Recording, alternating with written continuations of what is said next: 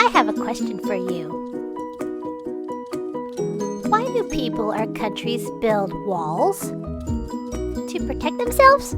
To keep people out? I don't know. To keep animals out? To climb? To keep people apart? Abigail, why do you think people build walls? I don't know. Do you think it might be to keep us safe? So people don't escape if doesn't don't want them to go out the house.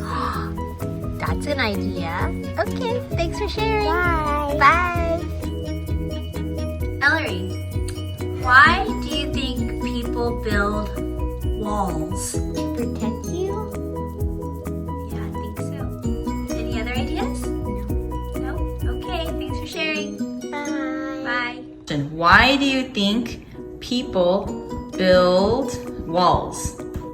Because it'll keep them safe. Safe from what? Weather. The weather? What else? For fire. Fire, Kind of.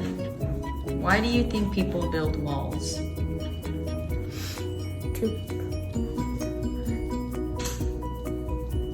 Wake up, dude.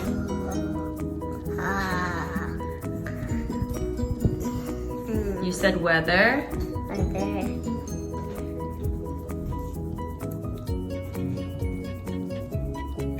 Stopping people to get into their house. So protecting from danger? Yeah. Okay, dangerous people. Okay, thanks. Bye. Did you know there are about 77 walls in our world today? We don't have time to look at all of them, but we're going to take a look at some of the most famous. Ready to take a field trip and travel the world with me? Let's go! Our first stop is China. The Great Wall of China is more than 2,000 years old, and it took more than 1 million workers to build. The original purpose was to keep barbarian nomads out. Our next stop is Berlin, Germany. In the 1960s, this wall, called the Berlin Wall, was a concrete wall that divided Germany by what they believed in. This wall was eventually taken down, and the people on both sides were reunited in 1990. Now we're off to Zimbabwe. This ancient stone structure is found in southeastern Africa in Zimbabwe. It is believed to be a royal residence or an ancient grain storage facility.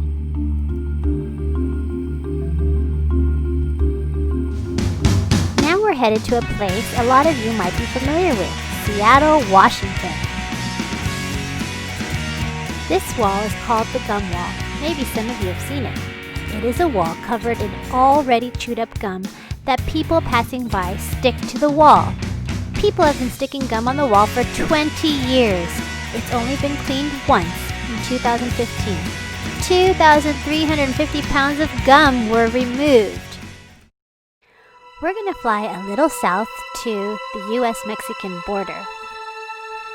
This is the wall between the US and Mexico. It was built to keep people who don't have permission from entering the US. Some people think this wall is a good idea. Others think that it's not a very nice thing to do to build a wall to keep certain people out. What do you think? This is something you can discuss with your parents. Next, we're off to Babylon, Iraq. The walls of the ancient city of Babylon. These structures were originally built by King Nebuchadnezzar, but after war it suffered a lot of damage. There have been efforts to rebuild and preserve these ancient ruins. Now we're headed not very far to Jerusalem, Israel, the city of King David. This wall is called the Western Wall, also known as the Wailing Wall. It is the most religious site in the world for Jewish people. It is in the old city of Jerusalem, and it was built by King Herod in Jesus' time. This wall is the only remaining part. People go here to pray to God, either spoken or written on pieces of paper that they place in the rocks of the wall. Can any of you guess what wall this was long, long ago? The Wall of Jericho. This is all that remains of the walls that Joshua conquered. Wouldn't it be cool to visit this place and see this wall?